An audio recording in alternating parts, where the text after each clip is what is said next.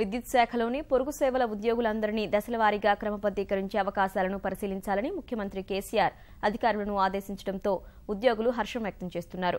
గత ప్రభుత్వాలు అనేకసార్లు హామీలు ఇచ్చినా అమలు కాలేదన్న ఉద్యోగులు ముఖ్యమంత్రి కేసీఆర్ అయినా తమ మొర ఆలకించి న్యాయం చేయాలని కోరుతున్నారు. విద్యుత్ శాఖలో పనిచేసే ఆ యువకులంతా 10, ఇంటర్, ఐటీఐ చదివిన వాళ్లే.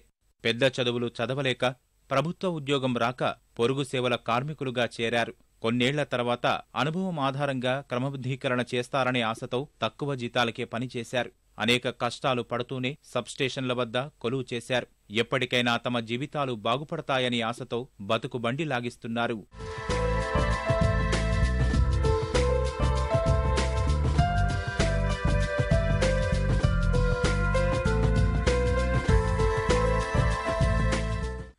ట్రాన్స్కో, జెన్కో, డిస్కంలలో 23,000 మందికి పైగా పొరుగు సేవల సిబ్బంది ప్రాణాలు పణంగా పెట్టి విధులు నిర్వహిస్తున్నారు.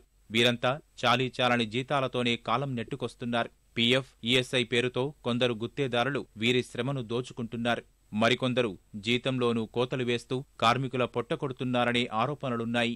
పొరుగు సేవల విధానం దోపిడీ వ్యవస్థగా మారిపోయిందని, దాన్ని రద్దు చేసి ప్రభుత్వమే నేరుగా జీతాలు ఇవ్వాలని కార్మికులు ఎప్పటినుంచో డిమాండ్ చేస్తున్నారు. సర్కారు నుంచి స్పందన రాకపోవడంతో సమ్మెకు వెళ్లేందుకు సిద్ధమయ్యారు. ఇలాంటి సమయంలో సిబ్బంది క్రమబద్ధీకరణ అవకాశాలను పరిశీలించాలని ముఖ్యమంత్రి కేసీఆర్ ప్రకటించడంతో ఉద్యోగ సంఘాల ప్రతినిధులు హర్షం వ్యక్తం చేస్తున్నారు. 25 ఏళ్ల నుంచి కార్మికులు కష్టాలు పడుకుంటా రాత్రి అనక పగలనక ఎండ అనక వాన అనక కష్టాలు పడుకుంటా వచ్చారు. ఎవరైతే ముఖ్యంగా పనిచేస్తూ ఉన్నారో పనిచేసే కార్మికుల బయోడేటా మొత్తం అందరికీ తీసుకొని రెగ్యులేషన్ రూల్ ఆఫ్ రిజర్వేషన్ ప్రకారము అందరికీ కూడా న్యాయం చేయవలసిందిగా మేము కోరుతా ఉన్నాము. వాళ్ళను అలాగే డిప్లొమా ఇంజనీర్స్ను, అలాగే ప్రైవేట్ మీటర్ రీడర్స్ ఉన్నారు, అలాగే స్టోర్ హమాలీస్ ఉన్నారు, అలాగే ఆర్సీస్ ఉన్నారు. ఇట్లా రకరకాలుగా 34 నుంచి 40 రకాలుగా కార్మికులు ఇందులో పనిచేస్తూ ఉన్నారు. కాబట్టి అందరికీ న్యాయం చేసే విధంగా అన్ని సంఘాలతోని చర్చలు పెట్టి దీని మీద నిర్ణయం తీసుకోవాలని మేము ముఖ్యమంత్రి గారికి కోరుతా ఉన్నాం. సమయానికి జీతాలు అందక వచ్చిన వేతనాల కోతలు విధిస్తున్న కాంట్రాక్టర్లతో చాలా ఇబ్బందులు పడి ఈరోజు ఒక రెగ్యులరేషన్ అయితేనే ముందుకు మా జీవనం సస్యశ్యామలంగా ఉంటుందని దాంతో కార్మికులు ముందడుగు వేశారు, సమ్మెకని పోయారు. అయినా కూడా వాళ్ళు నిజాయితీగా పని చేస్తూనే ఉన్నారు. ఈరోజు వారికి న్యాయం చేయడానికి పూనుకున్నందుకు ధన్యవాదాలు తెలుపుతున్నాం.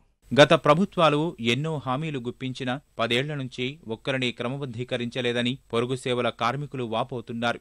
తమ కష్టాలు తెలుసుకొని ఇప్పటికైనా తమకు న్యాయం చెయ్యాలని కోరుతున్నారు. అదే వచ్చినప్పటి నుంచి ఇంకా అప్పుడు సాలరీస్ తక్కువ ఉండేది, 3,000 ఉండేది.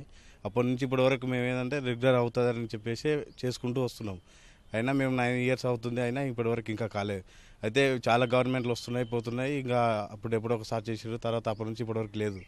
అదే ఇప్పటికైనా ఓకే అయితే మాకు కొంచెం రిలాక్స్గా ఉంటుందని ఆలోచనతో సంతోషంతో ఉన్నాం. కాకపోతే అది చేస్తారా చేయరా అనేది ఇంకా మాకు డౌట్గానే ఉంది. ఏంటంటే ఇంతకుముందు ఎన్నోసార్లు ప్రకటనలు ఇచ్చారు, చేస్తాము అది ఇది అని చెప్పారు. తర్వాత లాస్ట్కి వచ్చే తాలకు మళ్ళీ ఏదో ఒకటి కమిటీ అని మళ్ళీ ఒక యూనియన్ అట్లానే అని ఇట్లానే అని వాయిదాలు వేసుకుంటూ వచ్చారు.